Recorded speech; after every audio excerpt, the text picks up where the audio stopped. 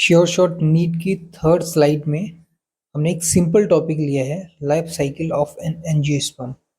Image आपके सामने है, सिंपल सा टॉपिक है और आप सब ने इसको आसानी से समझ लिया होगा।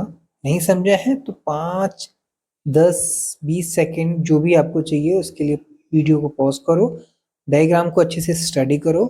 उसके बाद जो हमने 4 अलग अलग डिफिकल्टी लेवल के क्वेश्चन तैयार किए हैं उनको अटेम्प्ट करो, ताकि हमें ये पता चले कि एक सिंपल से टॉपिक से भी किस तरह से एडवांस लेवल के क्वेश्चंस पूछे जा सकते हैं। ठीक है, देख लिया, अच्छे से स्टडी कर लिया लाइफ साइकिल को।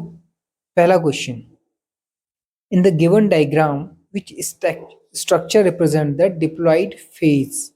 सिंपल सा है, कोई बहुत ज्यादा कंसेप्ट नहीं है, बस आपको पता होना चाहिए कि डिप्लॉयड का मतलब क्या होता है। अगर ये पता है तो आप ये क्वेश्चन आराम से अटेम्प्ट कर जाएंगे और सामने सामने इसमें आंसर दिख रहा होगा। ठीक है, सेकंड क्वेश्चन मॉडरेट लेवल का है। इसमें पूछा है transition from gametophyte to sporophyte यानी N to 2N generation occurs. पूरी लाइफ साइकिल जो आपको सामने दिख रही है, इसमें कौन सी ऐसी ट्रांजिशन फेज है जहां N नंबर ऑफ क्रोमोसोम से 2N नंबर ऑफ क्रोमोसोम में स्विच करते हैं। तो यहाँ पे पूछने की कोशिश की गई है, एक चीज तो ये कि आपको पता होना चाहिए कि N और 2N में डिफरेंस क्या होता है। दूसरा, फर्टिलाइजेशन क्या होता है अगर आपको पता है और किस तरह से किस स्टेज में होता है, तो आप इस क्वेश्चन को अटेम्प्ट कर पाओगे। ठीक है, तो दो छोटे छोटे कंसेप्ट को यहाँ पे मिलाया गया है और क्वेश्चन बनाया गया है। अटेम्प्ट करो और आगे बढ़ते हैं थोड़ा एडवांस लेवल पे। थर्ड क्वेश्चन, ये एजर्सन और रीजनिंग वाला क्वेश्चन है, जिसमें पूछा गया है इन angiosperm meiosis occurs in the microspore and megaspore mother cells resulting in the formation of haploid spores. ये बेसिकली कोई सवाल नहीं है, एक तरह की इंफॉर्मेशन दी गई है हमें। अब इस इंफॉर्मेशन का कारण बताया गया है, meiosis ensure the maintenance of chromosome number across the generation and marks the transition from sporophytic to gametophytic. तो बेसिकली आपको देखो, अगर आपके कंसेप्ट क्लियर हैं, डिटेल्ड में आपने चीजें स्टडी की हैं, तो इस इंफॉर्मेशन के साथ आपको कंफ्यूजन नहीं हो। आपको बस रिलेशन बिठाना है कि ऊपर वाला जो एजर्जन है उसका सही कारण नीचे दिया गया है या नहीं। ठीक है, तो बेसिकली अगर ये रिलेशन आपने बिठा लिया तो आप आंसर टिक कर पाओगे। हिंदी इंग्लिश दोनों में है, आराम से जिसको हिंदी समझ आती है हिंदी में अटेम्प्ट करो, अंग्रेजी समझ आती है अंग्रेजी में अटेम्प्ट करो। ऑप्शन नीचे दे रखे हैं, दिमाग लगाओ, अटेम्प्ट करो, क्योंकि सॉल्यूशन तो बाद में ही मिलने वाला है।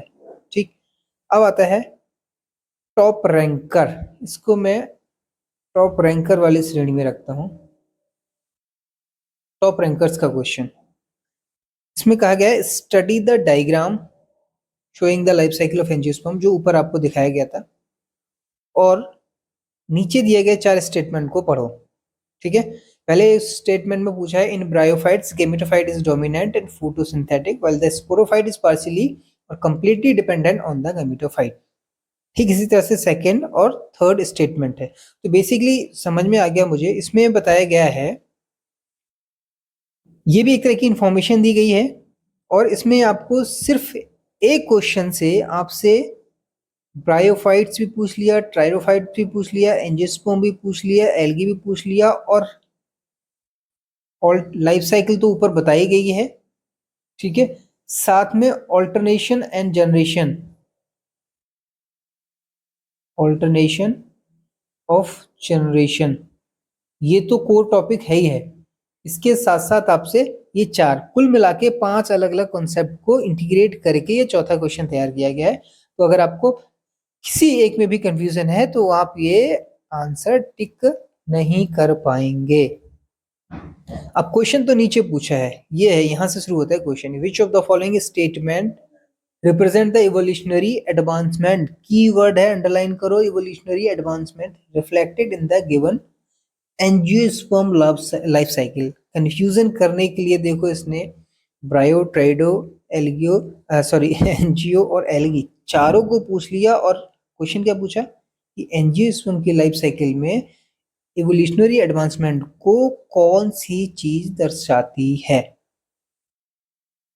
अब इसमें सिर्फ यही चीज नहीं पूछा है, इसने इसमें इवोल्यूशन भी पूछ लिया, इवोल्यूशन का एंगल भी डाल रखा है। समझ रही है आज बात, समझ में आ रही है। और एन नंबर ऑफ क्रोमोसोम पूछ रहा है, इसका मतलब कहीं ना कहीं एन टू एन की प्रोसेस चली रही है, तो म्यूसिस और जेनेटिक का एंगल भी इसमें पड़ा हुआ है। ऑप्शन दे रखे हैं, पहला ऑप्शन है evolution shows a gradual shift from gametophyte dominance to the sporophyte dominance with increasing protection and dependency of gametophyte. तो भाई साहब ये ओवरऑल पूरा चैप्टर ही पूछ लिया इसने सिर्फ एक क्वेश्चन में।